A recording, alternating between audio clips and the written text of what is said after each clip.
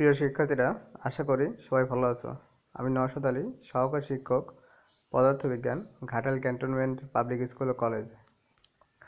তোমাদের পদার্থবিজ্ঞান বিষয়ের প্রথম অধ্যায় ভৌত রাশি এবং পরিমাপ নিয়ে আলোচনা করা হচ্ছে। তো আজকের ক্লাসে আলোচনা করা হবে ভৌত রাশি ও পরিমাপ, পরিমাপের একক এবং এককের গুণিতক ও ভগ্নাংশ। প্রথমে আসি ভৌত রাশি ও পরিমাপ। তো পরিমাপ কি? কোনো কিছুর পরিমাণ নির্ণয় করাকে পরিমাপ বলা হয়। আর রাশি হচ্ছে যা কিছু পরিমাপ করা যায় সেগুলোই হচ্ছে রাশি।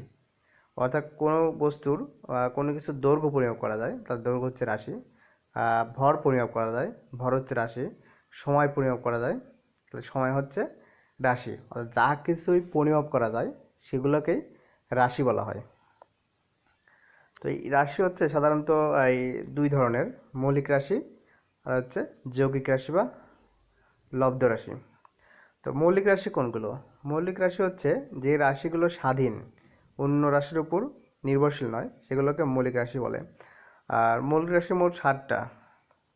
অর্থাৎ দৈর্ঘ্য, ভর, সময়, তাপমাত্রা, তড়িৎ প্রবাহ, দীপন ক্ষমতা, পদার্থের পরিমাণ, এই 7টা হচ্ছে মৌলিক রাশি। আর লব্ধ বা যৌগিক রাশি হচ্ছে যে রাশি হচ্ছে স্বাধীন নয়, যে রাশিগুলো হচ্ছে অন্য রাশির উপর নির্ভরশীল, বরং যেগুলো মৌলিক রাশির উপর নির্ভরশীল সেগুলো হচ্ছে লব্ধ রাশি।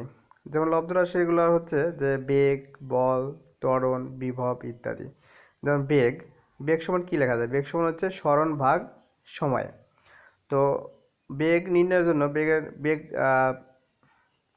পরিমাপের জন্য সেই সরণ এবং সময়ের প্রয়োজন হয়। অর্থাৎ কতটুকু সরণ ঘটলো বা কতটুকু দৈর্ঘ্য হলো এবং ওই যে সময়টাতে ওই সময় এবং সরণ বা হচ্ছে দৈর্ঘ্য, এই দুইটা জানলে তবে বেগের মান পাওয়া যায়।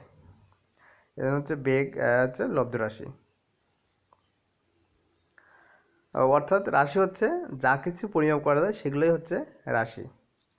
তো এখন পরিমাপের একক, যে এই যে রাশি বা হচ্ছে পরিমাপ যেগুলো করা হচ্ছে, তো এগুলো কিভাবে পরিমাপ করা হয়, এই রাশিগুলো কিভাবে পরিমাপ করা হয়, এর পরিমাপগুলো কিভাবে নির্ণয় করা হয়। অর্থাৎ যা দিয়ে কোনো রাশির পরিমাপ করা হয়, অর্থাৎ যা দিয়ে রাশিগুলো পরিমাপ করা হয় সেগুলি হচ্ছে একক। যা দিয়ে রাশিগুলো পরিমাপ করা হয় সেগুলো হচ্ছে একক। এককের সংজ্ঞাটা হচ্ছে যে কোনো একটা নির্দিষ্ট অংশকে আদর্শ ধরে সেই কোনো একটা নির্দিষ্ট অংশকে আদর্শ ধরে সেই অংশের সাহায্যে কোনো কিছু বস্তু বা কোনো বস্তু পরিমাপ করা হয়, সেই আদর্শটাই হচ্ছে একক। যেমন হচ্ছে কোনো একটা বস্তুর যদি দৈর্ঘ্য একটা রাশি, দৈর্ঘ্য আমরা পরিমাপ করতে চাই, তার দৈর্ঘ্য কীভাবে পরিমাপ করতে হবে? একক দিয়ে। কোন এককগুলো দিয়ে? মিটার, সেন্টিমিটার, মিলিমিটার, কিলোমিটার, এই এককগুলো দিয়ে ওই দৈর্ঘ্য পরিমাপ করা যাবে। অর্থাৎ কোনো একটা বস্তুর দৈর্ঘ্য পরিমাপ করা যাবে সেন্টিমিটার, মিটার, মিলিমিটার, কিলোমিটার এগুলো দিয়ে। অর্থাৎ এই মিটার, সেন্টিমিটার, মিলিমিটার, কিলোমিটার এগুলো হচ্ছে একক। অর্থাৎ একক দিয়ে কোনো রাশি পরিমাপ করতে হয়, অর্থাৎ একক দিয়ে রাশিগুলো পরিমাপ করতে হয়। তো এই যে একক, তো একক এই যে 7টা রাশি আছে, এই 7টা রাশি যে এসআই পদ্ধতি বা আন্তর্জাতিক পদ্ধতি যে এককগুলো সেগুলো হলো যে দৈর্ঘ্যের একক হচ্ছে মিটার, অর্থাৎ মিটার দিয়ে দৈর্ঘ্য পরিমাপ করতে হয়। ভরের একক হচ্ছে কিলোগ্রাম, আর কিলোগ্রাম বা কেজি, কেজি দিয়ে ভর পরিমাপ করতে হয় কোনো বস্তুর। সময়ের একক হচ্ছে সেকেন্ড। তাপমাত্রার একক হচ্ছে কেলভিন। তড়িৎ প্রবাহের একক হচ্ছে অ্যাম্পিয়ার। দীপন তীব্রতার একক হচ্ছে ক্যান্ডেলা। পদার্থের পরিমাণ একক হচ্ছে মোল। এই সবগুলো হচ্ছে এসআই একক বা আন্তর্জাতিক পদ্ধতিতে একক। অর্থাৎ এই এককগুলো দিয়ে এই রাশিগুলো পরিমাপ করতে হয়। তো এখন যেগুলো জানতে হবে যে যে এককগুলো যে পরিমাপ করতে হয়, অনেক সময় দেখা যাচ্ছে যে একটা, যেমন দৈর্ঘ্যের একক কি? মিটার। তো মিটার কতটুকু? মিটার হচ্ছে প্রায় 1.5 হাতের মতো, মিটার হচ্ছে 1.5 হাতের মতো লম্বা হচ্ছে মিটার। 1 মিটার হচ্ছে প্রায় 1.5 হাতের মতো। তো অনেক সময় দেখা যাচ্ছে যে মিটার দিয়ে কোনো কিছু পরিমাপ করতে চাই, পরিমাপ করা দৈর্ঘ্য নির্ণয় করা যায় না। যেমন আমরা যদি একটা পেন্সিলের দৈর্ঘ্য নির্ণয় করতে চাই, তাহলে কিন্তু এই মিটার দিয়ে কি নির্ণয় করা যাবে? যাবে না, কারণ 1 মিটার হচ্ছে প্রায় 1.5 হাতের মতো। এই মিটার দিয়ে ওই এই পেন্সিলের দৈর্ঘ্য নির্ণয় করা যাবে না। তাহলে কি করতে হবে?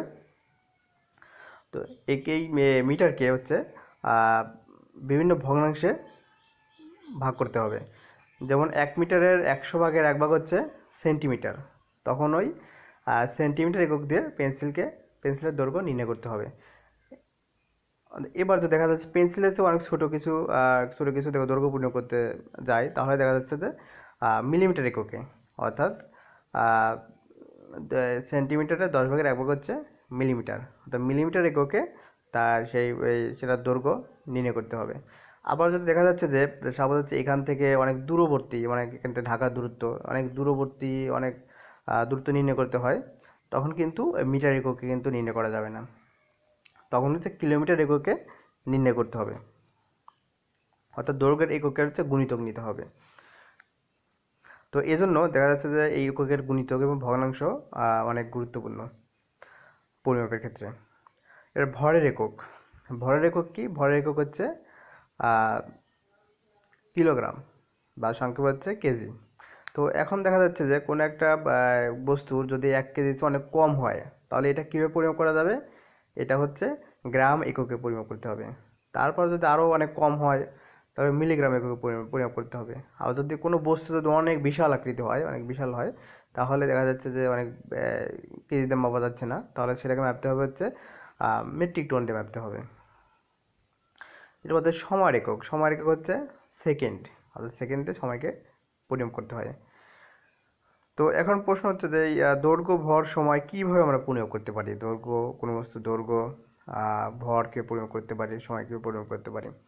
তো দৈর্ঘ্য পরিমাপ করতে হলে আমাদের এই যেমন ধরুন করতে পারি কি স্কেল বা গজ ফিতা যে আছে, স্কেল বা গজ ফিতা দিয়ে আমরা সহজে কোনো বস্তুর দৈর্ঘ্য নির্ণয় করতে পারি। এই স্কেল বা গজ ফিতাতে বিভিন্ন একক দাগাঙ্কিত থাকে, যেমন মিলিমিটার এককে, মিলিমিটার, সেন্টিমিটার, মিটার এককে দাগাঙ্কিত থাকে, ফুট। আর কোনো বস্তু ভর আমরা কীভাবে পরিমাপ করতে পারবো? তো একটা বা নিতে হবে, বাটখারা নিতে হবে, দাঁড়িপাল্লা নিতে হবে, তার এক পাল্লায় হচ্ছে 1 কেজি ও 1 কিলোগ্রাম বা 1 কেজি ওজন 1 কেজি রাখতে হবে। অন্য পাল্লায় হচ্ছে কোনো বস্তু পরিমাপ করতে হবে। যদি 2 পাল্লা সমান হয়, তাহলে সেই বস্তুটা হচ্ছে 1 কেজি। তো এভাবে